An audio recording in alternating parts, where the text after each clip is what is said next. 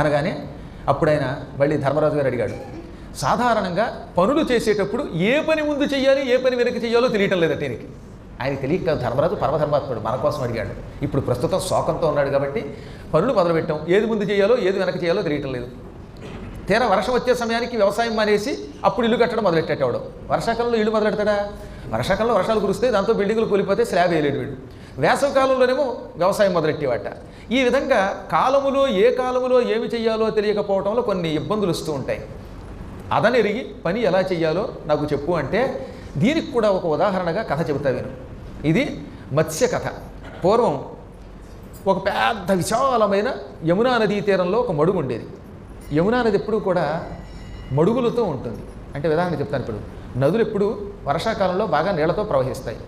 వర్షాకాలం పోతే వేసవకాలంలో నదులు ఒక చుక్క నీరు ఉండదు. అందులో యమునా నదిలో బృందావనం దగ్గరికి వెళ్ళి చూస్తే ఏదో బొత్తిగా పాదాలే తడుస్తాయి, యువతలు చోతలు గడిపోవచ్చు మనం.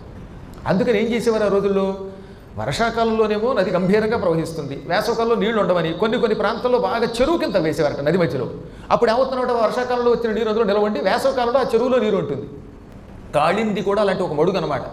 ఆ మడుగు అగాధంగా ఉంటుంది. ఆ కాస్త ఇంచుమించుగా యమునా నదిలో ఒక 60 మైలు దూరం తవ్వారు ఆ రోజుల్లో. ఆ తవ్విన దాంట్లోనే కాళీయుడు కాపురం పెట్టేవాడు. వర్షాకాలంలో వచ్చిన నీరు వేసవకాలంలో అందులో నిలవ ఉంటుందన్నమాట. అందుకని వాటిని ఏమంటారు, మడుగులు. నదులలో ఉండే మడుగులు అంటారు అన్నమాట. అలాంటి ఒక మడుగు యమునలో ఉన్నది. ఆ మడుగులోకి ఎప్పుడు వర్షాకాలంలో నీరు వస్తుంది. ఈ నీరు నిండిపోతే మళ్ళీ ఏమవుతుంది, ముందుకు వెళ్ళిపోతుంది అనమాట. ఇలాంటి మడుగులు ఇంకా చాలా ఉన్నాయి యమునలో. ఒక మడుగులో 3 చేపలు ఉన్నాయి. ఒకదానికి దీర్ఘదర్శి అని పేరు, రెండో దానికి ప్రాప్తకాలజ్ఞుడు అని పేరు, మూడో దానికి దీర్ఘసూత్రుడు అని పేరు. ఈ 3 చేపలు చాలా స్నేహంగా ఉండేవట. పక్కనే ఉండే ఆ చేపలు ఎంతో స్నేహంగా ఒకేసారి పుట్టాయి. ఏజ్ గ్రూప్ కూడా ఒకటే క్లాస్ చదువుకున్నాయి. వాళ్ళ గురువుగారి దగ్గర LKG నుంచి 5th క్లాస్ వరకు కలిసి చదువుకున్నాయి. పాప అందులోనే నీళ్లలో వాటికి కూడా పెద్ద చేపలు పాఠాలు చెబుతాయండో, చక్కగా చదువుకున్నాయట. ఇలా ఉండగా ఒక వేసవి కాలంలో ఈ దీర్ఘదర్శి అనే ఒక చేప నీళ్లకేసి చూసింది. వెంటనే తన స్నేహితులతో అంది, ఈ సంవత్సరం యమునా నదికి నీరు చాలా తక్కువగా వస్తుంది. మీరు చూడండి, పైనుంచి వస్తున్న నీరు సన్నగా వస్తుంది, ఇందులోంచి వెడుతున్న నీరు కూడా బొత్తిగా సన్నగా ప్రవహిస్తోంది. అంటే మరి కొద్ది రోజుల్లో ఈ చెరువులోకి నీరు రాదు, ఆ తర్వాత మనం బయటికి వెళ్ళే అవకాశం ఉండదు. ఈ చుట్టుపక్కల బెస్తవాళ్ల గ్రామాలు ఉన్నాయి. ఆ బెస్తవాళ్ళు నీరు ఇందులోకి ప్రవాహం అయిపోయాక వచ్చి చేపల్ని పట్టేస్తారు. ఆ పాపాత్ములకి చేపలైన ఒకటే పీతలైన ఒకటే. వాళ్ళకి దొరికామా బండరాయి మీద వేసుకొని బరుకో అని అరగదీసేస్తారు. మనల్ని చక్కగా పులుసు పెట్టి వండేస్తారు. మనం వాళ్ళకి అలుసు అయిపోతాం, మనం చచ్చిపోతాం. నా మాట విని ఇప్పుడు ఇందులోంచి మళ్ళీ నీరు కొంచెం సన్నగా ప్రవహిస్తోందిగా, ఈ ప్రవాహం గుండా వెళ్ళిపోయి అవతల కొంత దూరం వెళ్ళాక ఇంకో పెద్ద మడుగు ఉంది, అందులోకి పోదాం. ఆ మడుగు అంత తొందరగా ఎండదు, అక్కడ బెస్తవాళ్ళు రాదు. కాబట్టి నీరు ఉండగానే మనం వెళ్ళిపోదాం, దీపం ఉండగానే ఇల్లు చక్క పెట్టుకుందాం, వెళ్ళిపోదాం అనగానే వెంటనే ప్రాప్తకాలజ్ఞుడు అన్నాడు, ఏమిటి కంగారు, ఎంత నీరుంది మడుగులో, ఎంత నీరు అంత తొందరగా ఎండిపోతుందా?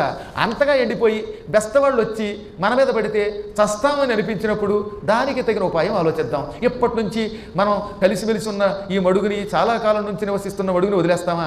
నేటివ్ ప్లేస్ని ఎవడన్నా వదులుకుంటాడు ఏమిటి? స్వస్థానం వదులుకోకూడదు. ఏమైపోయినా సరే స్వగ్రామం వదలరు. కొంతమంది చూసారో లేదు మీరు. అందుకని మన ఊరు వదులుతామా, మన నివాసం వదులుతామా అన్నాడు ప్రాప్తకాలజ్ఞుడు.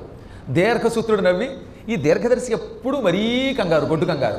ప్రాప్తకాలజ్ఞుడు చెప్పినట్టుగా అప్పుడు చూసుకోవడం ఒక పక్కన పెడదాం. అసలు ఎంత పెద్ద చెరువు ఇది, ఇంత చెరువు ఎండాలంటే సూర్యుడు భగభగలాడిపోవాలి ప్రళయకాలంలో తప్ప ఈ చెరువు ఎండదు.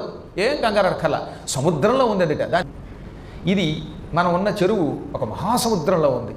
ఇప్పట్లో ఈ చెరువు ఎట్టి పరిస్థితుల్లో ఎండిపోదు. మనం ఏం భయపడవలసిన అవసరం లేదు. నీరు వచ్చినా రాకపోయినా ఈ చెరువు ఎండటం అసంభవం. అంతగా ఎండిపోతే అప్పుడు చూసుకుందాం అందుట. అప్పుడు దీర్ఘదర్శి అంది, నేను అంత సాహసం చేయలేను. సూర్యభగవానుడి కిరణములు ఎంత భయంకరంగా ఉన్నాయో నాకు తెలుసు. ఈ ఉత్తర భారత్ ఎండలకి రాళ్ళు పగులుతాయి.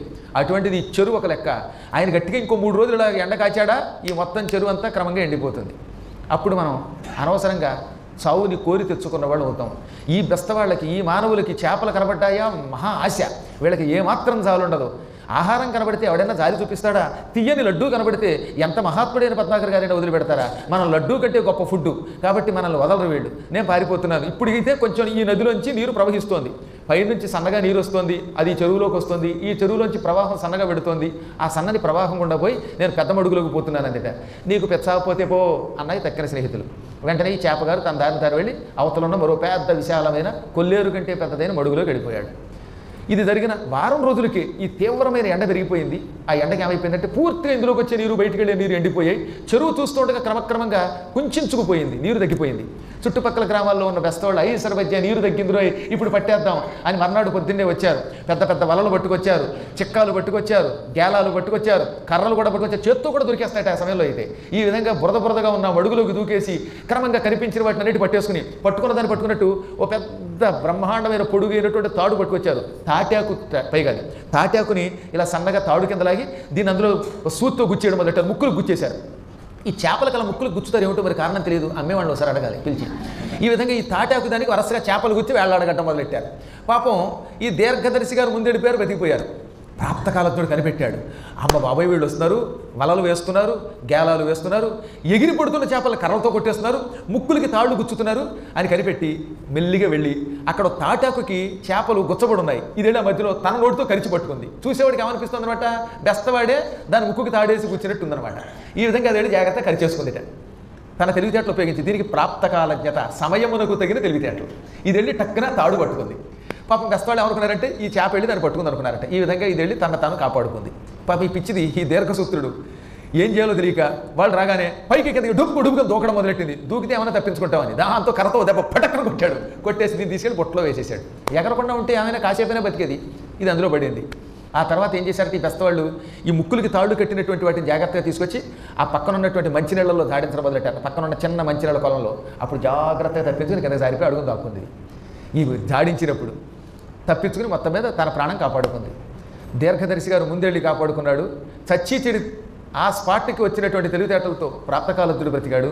ఏ తెలివితేటలు లేక, ముందు జాగ్రత్త లేక అన్యాయంగా చచ్చిపోయాడు దీర్ఘసూత్రుడు. ఇది మనం తెలుసుకోవాలి. ఎప్పుడు జ్ఞానులు చాలా కాలం తర్వాత వచ్చే వాటిని కూడా ఊహిస్తారు. తన తెలివితేటలతో భవిష్యత్తును దృష్టిలో పెట్టుకుంటారు. ఓహో ఈ రోజు ఉన్నట్టు రేపు ఉండకపోతే ఎలాగా, ఈ రోజు ఉన్నట్టుగా మన ఆరోగ్యం లేకపోతే ఎలాగా, మన సంపదలు ఏమవుతాయి, ఎంత ఆలోచన చేసి చాలా జాగరూకులై భవిష్యత్తును దృష్టిలో పెట్టుకుని కార్యక్రమాలు చేస్తారు. అటువంటి తెలివితేటలు కలిగిన వాడు ఉన్నాడే నయాచార్యుడు అన్నాడు ఈయన. నయాచార్యుడు అంటే బాగా తెలివితేటలు కలిగిన వాడు, తెలివికి బృహస్పతి లాంటి వాడు, బుద్ధికి బృహస్పతి లాంటి వాడు. అటువంటి వాడు సుఖం పొందుతాడు. ఎప్పుడైనా అప్పుడు చూసుకుందాంలేండి అంటే అప్పటికప్పుడు ఏం చేస్తామండి, క్యాన్ నీళ్ళు అయిపోతున్నాయి అనుకుందాం కాసేపు. ఇప్పుడు అంతా పూర్వంలో చెరువులు ఎక్కడ ఉన్నాయిలేండి, ఇంట్లో అంత డబ్బులు నీళ్ళ కోసమే ఖర్చు పెడుతున్నాం. పూర్వం ఎవడన్నా డబ్బు ఖర్చు పెట్టేస్తే ఒరే డబ్బుని మంచినీళ్ళలో ఖర్చు పెడుతున్నావురా అనేవారు. ఇప్పుడు మంచినీళ్ళ కోసమే ఖర్చు పెడుతున్నాం. కాబట్టి వాటర్ క్యాన్లు, డబ్బాలు, వాడి ఇంట్లో ఒక క్యాన్ ఉంది, అందులో నీళ్ళు అడుక్కొచ్చాయి అనుకోండి, గురువుగారు రేపు చూద్దామంటే రేపు పొద్దున అప్పటికప్పుడు దొరుకుతాయా? కాబట్టి అందులో సగం నీళ్లు ఉండగానే ఇంకో 2 క్యాన్లు వేయించుకోవాలి. అది తెలివితేటలు అంటే. ముందు జాగ్రత్త పడాలి.